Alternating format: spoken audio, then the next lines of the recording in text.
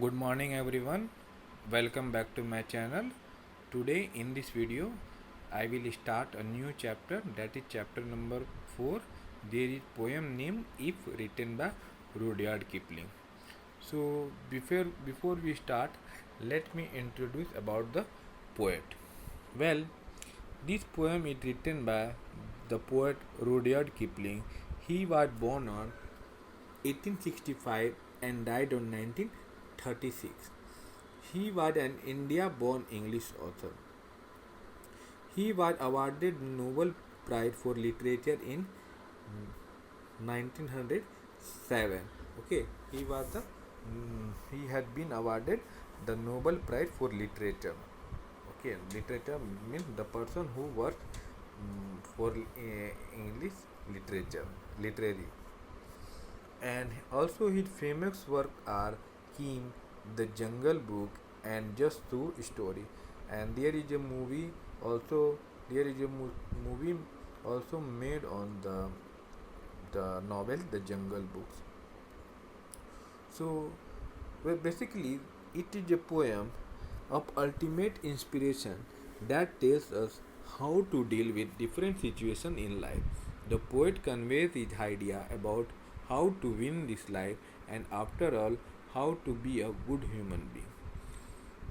Well, this poem that is written in 1895 and first published in Reward and Fairy.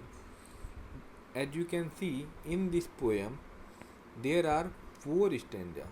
It had four stanzas, and each stanza it had 8 lines. So, right now I am going to recite the first stanza. After that, I will explain the stanza. So listen carefully when I recite. If you can keep your head when all about you are losing there and blaming it on you, if you can trust yourself when all men doubt you but make allowance for their doubting too, if you can wait and not be tired by waiting or being lied about, don't deal in lies, or being hated, don't give way to hating, and yet don't look too good nor talk too wide. So, first stanza of the first two lines, it describes that to be a good human being and to succeed in life, we should keep calm when other people around us are losing their cool. We should not lose our temperament even if others are blaming us for their fault. Because losing the temper does not solve a problem.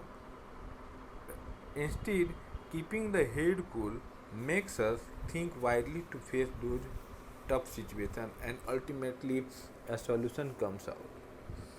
So we should never ever uh, lose our temperament, because losing the temperament it does not solve a problem. We have to find the solution with cool mind, and ultimately we will find the solution. Next two lines it describes that we should have faith in ourselves even the other doubt us. We but after that we should give some importance to their doubt, to find out that what are the reasons why they are doubting us. But the most important thing that we have to trust ourselves, believe ourselves. Next two line that is that it describes we should work hard and wait for the result patiently. We should not get tired by waiting. There are so many examples that we can see where people miss big opportunity only by losing their patience.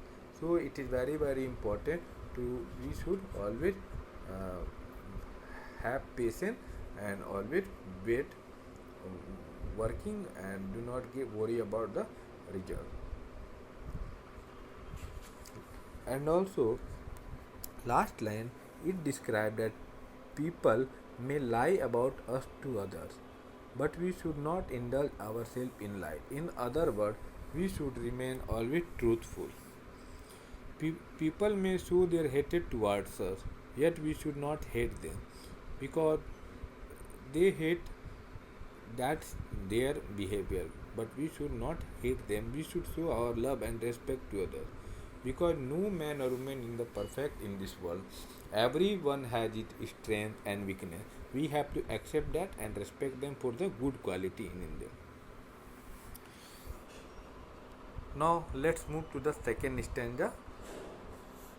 If you can dream and not make dreams your master, if you can think and not make thoughts your aim, if you can meet with triumph and disaster and treat those two impostors just the same, if you can bear to hear the truth you have spoken, twisted by knaves to make a trap for fools, or what the thing you gave your life to broken, and stoop and build him up with the worn out too. Well, the second stanza, the first line, it describes that if we want to do something bigger, we should dream first. And also in this line, the poet also reminds us not to be guided by unrealistic dreams. We have to dream first before our dream can come true. Second line, it says, if you can think and not make thoughts your aim, we should be able to think over a matter, but should not make the thoughts our aim. This is to say that we often lose our radar and get detached from the main point. So our thinking should not be scattered and misleading us away from the target. Next two lines, if you can meet with triumph and disaster and treat those two impostors just the same, this line it describes that in our life it is a combination of success and failure, joy and sorrow, good time and bad time.